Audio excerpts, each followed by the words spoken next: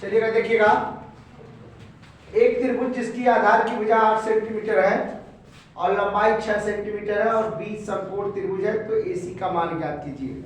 क्या याद करना है? AC का मान ज्ञात करना है। तो पहले नंबर ये देखना आपको कि जो लिखा गया उसी को देखना है।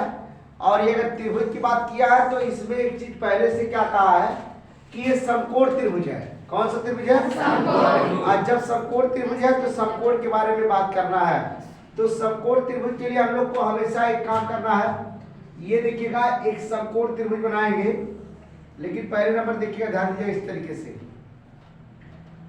अब देखिए समकोण त्रिभुज बन गया। अब देखिए इसमें क्या कह रहा है, बी समकोण है। क्या कह रहा है? बी समकोण है। तो आप बी यहां लिख दीजिएगा पहले, और इसको कितना बनाएंगे? 90 बन गया। इसका नाम ए लिख दो, इसका नाम सी लिख दो, ठीक है ना। अब देखिए क्या कह रहा आधार 8 सेंटीमीटर है, तो ये आपके आधार 8 सेंटीमीटर हो गए, ठीक। फिर कह रहा लंबाई 6 सेंटीमीटर है, तो ये लंबाई आपकी 6 सेंटीमीटर हो गई, ठीक है। अब आपको क्या कह रहा है? AC का मान। तो पहले नंबर पे यही लिखेंगे हम लोग, AB बराबर 6 सेंटीमीटर। उसके बाद दिया है BC बराबर 8 सेंटीमीटर, और उसके बाद AC लिखा है जिसका मान पता ही नहीं है। चलिएगा, अब तो बहुत अच्छा है सवाल, और इसको देखेंगे कि कैसे लगाया जाएगा। तो लिखेंगे हम लोग पाइथागोरस प्रमेय। क्या लगाएंगे? पाइथागोरस प्रमेय के अनुसार चलेंगे। तो लिखेंगे पहला नंबर देखेंगे तो ये आप समझिएगा, इसको हम लोग कहेंगे आधार। ध्यान दीजिएगा, ये आपका हो जाएगा लंब, ये हो जाएगा आपका क्या? आ रहा समझ में? तो सबसे बड़ी भुजा ये होती है, और इन दोनों भुजाओं को जोड़ दे तो इस भुजा के बराबर होती है। ध्यान दीजिएगा, पर से इधर देखिए, आधार और लंब को अगर हम जोड़ देते हैं वर्ग करके तो कर्ण के बराबर हो जाता है। क्या किसके बराबर? कर्ण के बराबर होता है। ये आप एकदम ध्यान लगा के देख लीजिए।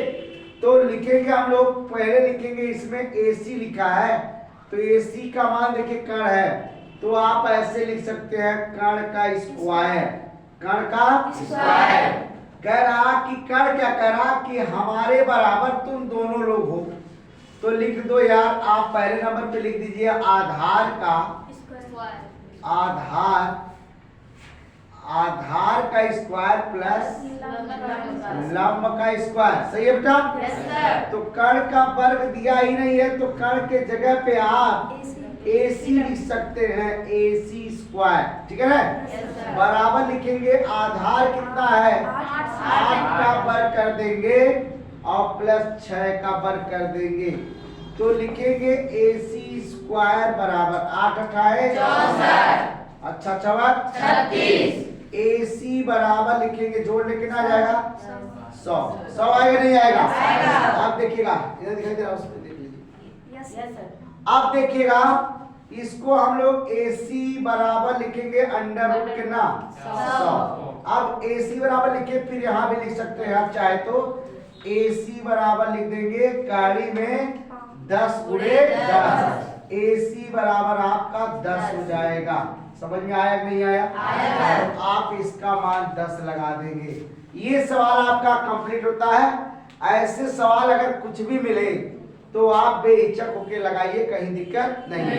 अब इसको मैं आप लोग के लिए होमवर्क के लिए दे रहा हूं कि आप इसको कैसे लगाएंगे।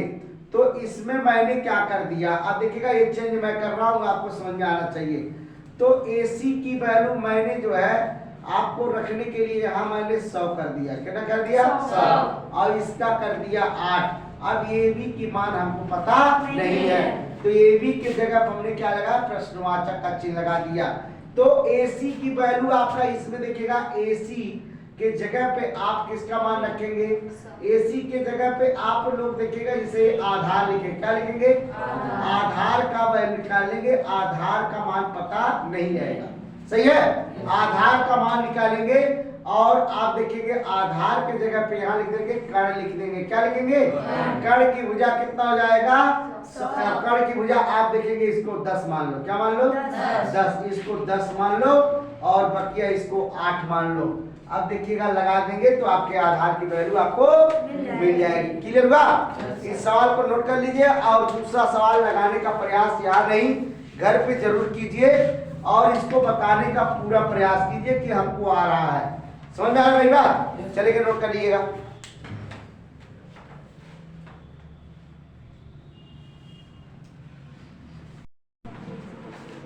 चलिए अगला सवाल देखिएगा और आप देखेंगे इसके पहले जो त्रिभुज वाला सवाल देखे हैं, अब इसके बाद आयत का देखेंगे। ध्यान दीजिएगा, ये सब जो क्वेश्चन आपको बताया जा रहा है बहुत महत्वपूर्ण क्वेश्चन है और ये हर परीक्षाओं में पूछे जाने वाले क्वेश्चन है। ठीक है, अगर आपको जानकारी रहेगा, इसका बेसिक नॉलेज बहुत अच्छा रहेगा तो आपको दिक्कत कहीं नहीं होगी। ठीक है, ध्यान दीजिएगा। इस सवाल में पहले नंबर तो लिखा एक आयत के जिसका ABCD में विकर्ण आपका CA बराबर 20 सेंटीमीटर और AB बराबर 16 सेंटीमीटर, तो BC का मान बताइए। ठीक है ना, तो पहले नंबर तो हम लोग को बनाने का जानकारी क्या हो, एक आयत हो। क्या बेटा? एक आयत। तो ऐसे आप आयत बना लेंगे। देखिए आयत बन गया सबका। अब देखिएगा इसमें विकर्ण कह रहा 20 सेंटीमीटर, तो ये देखिएगा विकर्ण हो गया, तो कितना हो गया? 20 सेंटीमीटर। किसी को दिक्कत? अब इसका नाम लिख दीजिए CA। देखिए इससे पता चल जा रहा है कि हम लोग क्या पूछना चाहता है।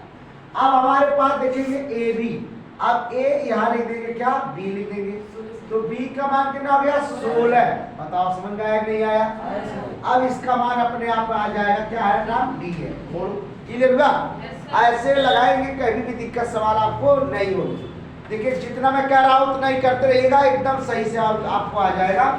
तो इतना आपको सबको मालूम हो तो देखेंगे विकर्ण लिखा गया। अब एक प्रकार का ही बन गया, क्या यहाँ देखिएगा 90 बना, कितना बना? 90। मतलब 90 अंश कोण बन रहा है। ये इस कोण के बराबर होता है। अगर ये 90 बना है तो ये 45 से 45 बनेगा, जिसे हम लोग समकोण त्रिभुज कहते हैं। क्या कहते हैं? समकोण त्रिभुज। समकोण त्रिभुज उसे कहते हैं जिसका एक कोण 90 अंश हो, उसी को हम लोग समकोण त्रिभुज कहते हैं। और आप सुनिएगा समकोण त्रिभुज के बाद देखिएगा आ जाता है आपके समबाहु त्रिभुज। समबाहु त्रिभुज के तीनों रेखाएं आपस में क्या होती है? बराबर होती है और तीनों कोण भी आपस में क्या होते हैं? बराबर। एकदम क्लियर हुआ? ऐसा आप सवाल लगाएंगे कहीं दिक्कत नहीं होगी। तो देखिएगा पहले नंबर लिखेंगे। अब आप एक बार खुद अपने आप को अंदाज लगाइए कि अगर हमने इसको ऐसे क्या किया, मिटा दिया, तो ये देखिएगा आपका त्रिभुज बन गया नहीं बन गया?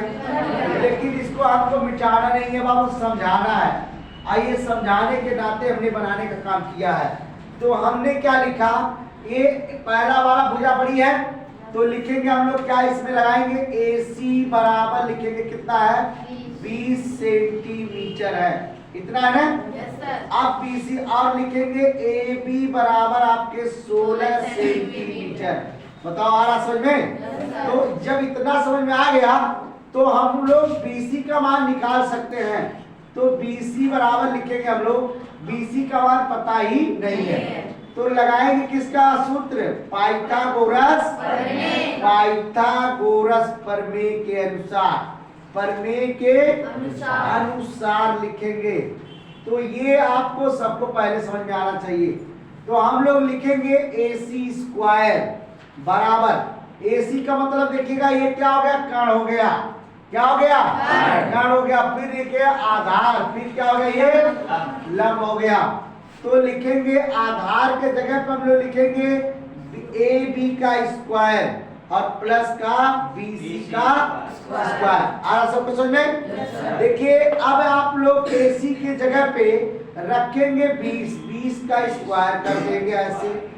AB का कितना कर देंगे? 16 का स्क्वायर कर देंगे प्लस BC स्क्वायर हो जाएगा। इसका देखिएगा 20 गुणे 20 करेंगे ऐसे, 20 गुणे 20 कर लो बराबर 16 गुणे 16 कर लो प्लस BC स्क्वायर कर लो। देखो ये आपके आ गए कितना? 400, ये आपके 200 कितना? 56 आ गया। बराबर नहीं प्लस का चिन्ह लगाओ और लिख दो BC स्क्वायर। अब 400 में से माइनस का 256 क्या करेंगे, घटा देंगे तो बराबर BC स्क्वायर आ जाएगा। सही है। अब थोड़ा सा यहाँ भी कर लो, दिखाई नहीं दे रहा, इधर दिखाई दे रहा, देख लो। तो अब लिखा घटा लेंगे तो 144 आ जाएगा। कितना आएगा? 144 लिखेंगे BC स्क्वायर। अब 144 गाड़ी में कर दो अब बराबर BC लिख दो। बताओ दिखाई दे रहा है? स्पष्ट देखो इसमें आ रहा है। चलिए अब देखिएगा, इसको मैं यहाँ लिख दे रहा हूँ BC बराबर गाड़ी में 144 तो BC बराबर अंडर रूट लिखेंगे कितना, 12 गुणे 12 तो BC बराबर आपका जोड़ा लगेगा बाबू, हो जाएगा 12। बताओ किसी को दिक्कत? अब ये आपका 12 सेंटीमीटर आ गया। बताओ समझ में आ गया ना?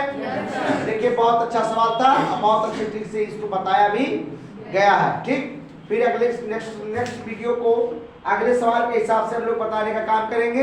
बस यही तक। ठीक, धन्यवाद। नोट कर लीजिए आप लोग।